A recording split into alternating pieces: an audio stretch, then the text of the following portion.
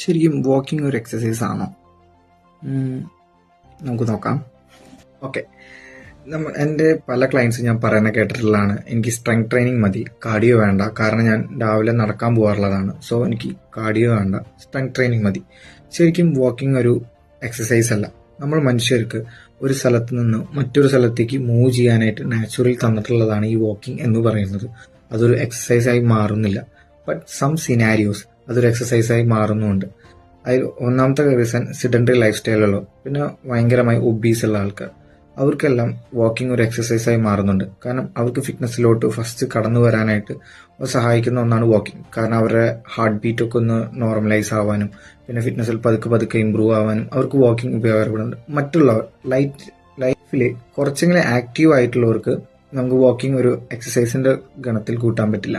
പക്ഷെ വാക്കിംഗ് ചെയ്യണ്ടെന്നല്ല ഞാൻ പറയുന്നത്, പക്ഷെ വാക്കിംഗ് ചെയ്യുന്നതിനോട് കൂടെ ചെറുതായിട്ട് റണ്ണിങ്ങും അതുപോലെ ജോഗിങ് അതുപോലെ സ്പ്രിന്റിങ് ഇതെല്ലാം ആഡ് ചെയ്യുക. അവരുടെ കാർഡിയോ ഇമ്പ്രൂവ് ചെയ്യാനായിട്ട് ഇത് ഉപകാരപ്പെടും. അങ്ങനെ നിങ്ങളുടെ കൂട്ടത്തിൽ വാക്കിംഗ് ഒരു എക്സസൈസായി കൂട്ടുന്ന ഒരാൾ ആർക്കുണ്ടെങ്കിൽ അവർക്കിത് ഷെയർ ചെയ്ത് കൊടുക്കുക. Thank you.